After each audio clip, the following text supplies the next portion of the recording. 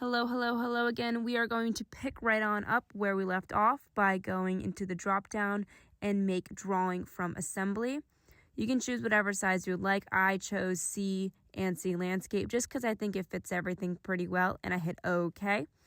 On the right hand side, we're going to see different views of the full bridge setup.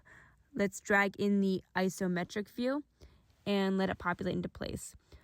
On the left-hand side, we can toggle around. We can make it wireframe colored. Because this is the bridge project and, well, it is the first page, let's bring some color into our lives and keep this colorized. For the rest of the isometrics, please keep them in wireframe, but this one we can have some fun with. Let's go ahead and resize it to a reasonable size. You want this to fill up most of the page, so I would say about 2/3 to maybe a little bit less than 2/3 of the page, because we're going to be adding a bill of materials. So this seems a little bit good enough. We're going to go into annotation, and we're going to go all the way to the right where we see tables, select the drop down, and then bill of materials or BOM. Let's go ahead and select that isometric view and then hit parts only. This will populate with all of the parts in the bridge itself.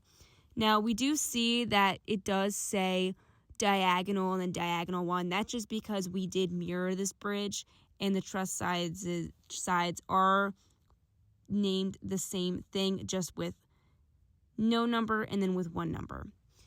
So it just means that there's 16 total diagonals. That's totally okay. We're going to go into annotation again and add balloons. By adding balloons, this will indicate where the part is on the object in relation to the bill of materials. So if we just go ahead and hover around the part, you can see it will have an arrow or a little dot. Click once, drag around, and then click again. These numbers correlate to the numbers on the bill of materials.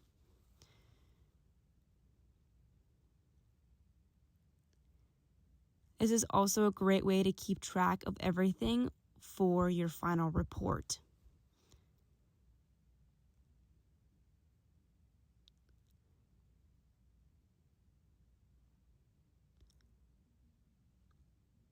And if you need to go in and edit it, that's totally okay. You can always just click and drag on the balloon itself. I do encourage you just to toggle around with different views, with different balloon types, etc., and just see what's in the drawing part of SOLIDWORKS. You can also adjust your table by changing the width to make it fit a little bit better on your page. In the lower right-hand corner of our sheet, you can see that it's a little bit jumbled. So we're going to go to the left, sheet format, right-click, and then edit sheet format. Let's double-click on where it says full truss - poplar, and we can go ahead, select it again, and we can make the font a little bit smaller so it fits fully inside of that box. Wonderful. If we click in the title option, we see that box with the X. We can go ahead and say here, isometric. This is just so if you print these out or you're looking at it on your laptop, you know what you're looking at. This comes in useful when you have a million diagonal beams and you have an individual name for each one, differentiating which one is which. So you can say diagonal AB and then have your Fibonacci diagram right next to you and be able to identify easily what part you're making in the makerspace. Go ahead and put your initials in there and the date that you did this. Add in another note in above the title block and just put engineer 0135. And let's just center it up a little bit.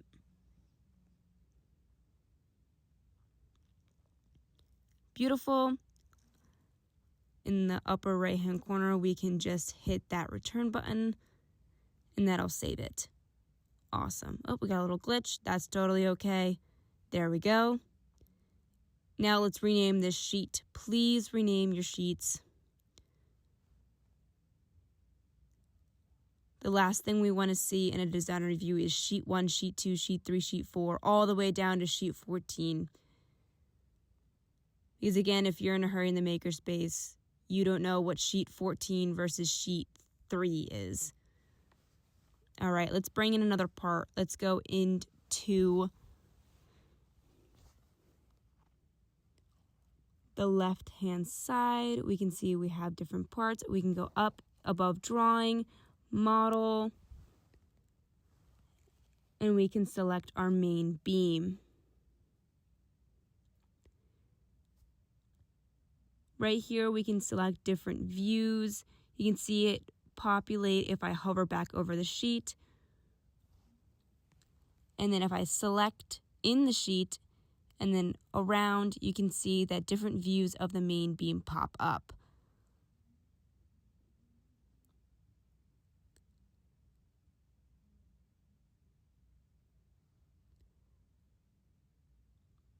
And we can drag it around and they stay in line with each other.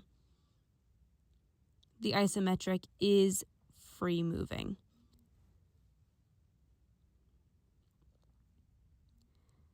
All right, our holes already have our center lines in them, so we do not need to add them. Let's move that in a little bit, maybe move this down.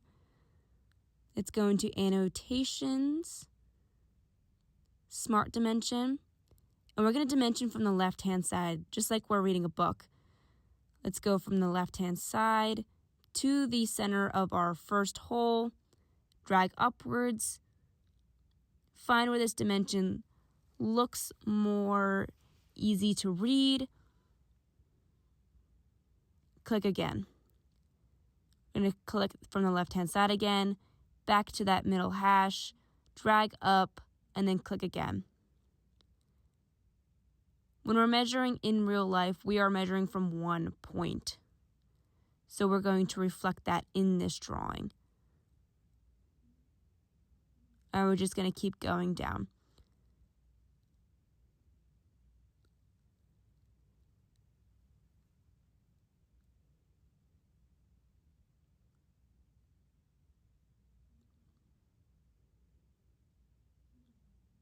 Wonderful.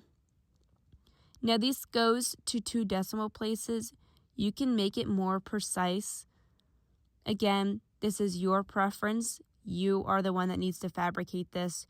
You can do so by going into the point, the precision slash the tolerance slash precision in the left-hand side, selecting that drop down and going 0.123. You can also go into settings, options, go into the precision slash tolerance option,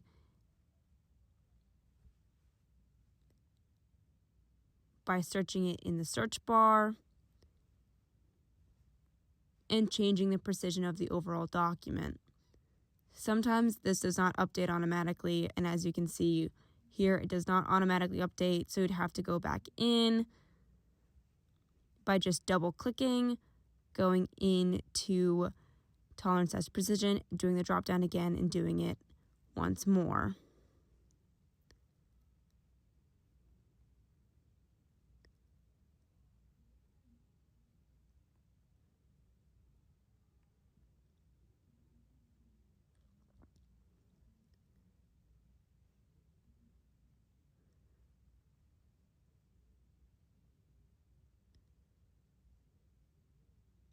I decided to just keep it as the 2 decimal places, and I reset back to 2 decimal places.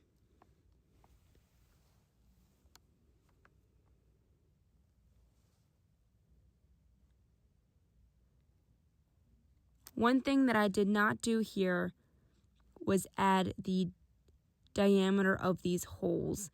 If I forgot the diameter of these holes and I was in a design review, I would not pass.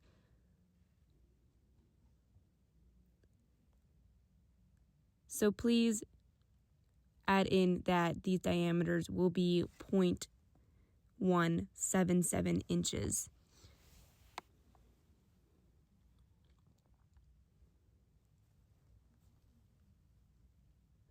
And just make it look neat.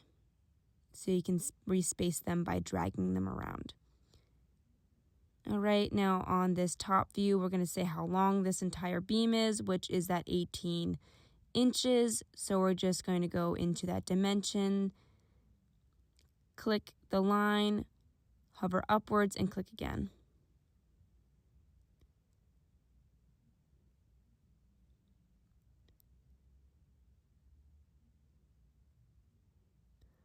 Wonderful.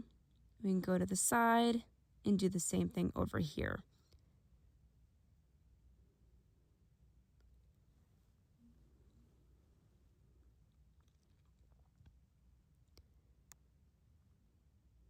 You can go ahead and play around with the orientation of these dimensions in the left-hand side, but I will leave that up to your discretion because, again, this is for you and your team's clarity. Go into the bottom, rename this sheet Main Beam. Main Beam, there we go. Click out and it should be good. Our sheet format does not look like it updated, and that is totally okay. Just go in, update it manually. Make sure it looks nice and is legible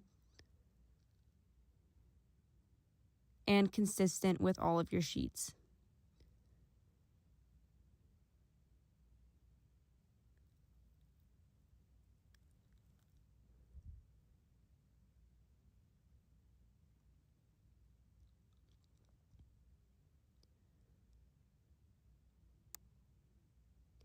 You will be repeating this for all of the members in your truss. If you'd like to go the extra mile, you can include the McMaster-Carr parts. You do not have to, but if you'd like to go the extra mile, you are more than welcome to do that and practice your drawing skills.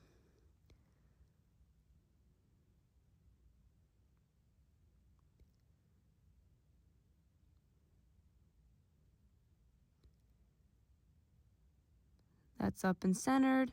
Let's press return. Beautiful. All right, this is that main beam. Just do not forget your diameter. You can go ahead and save it. And you can pull it up in your design review. Doing it in one file is a lot easier than doing multiple files and having to pull up 36 different drawing files during your design review one.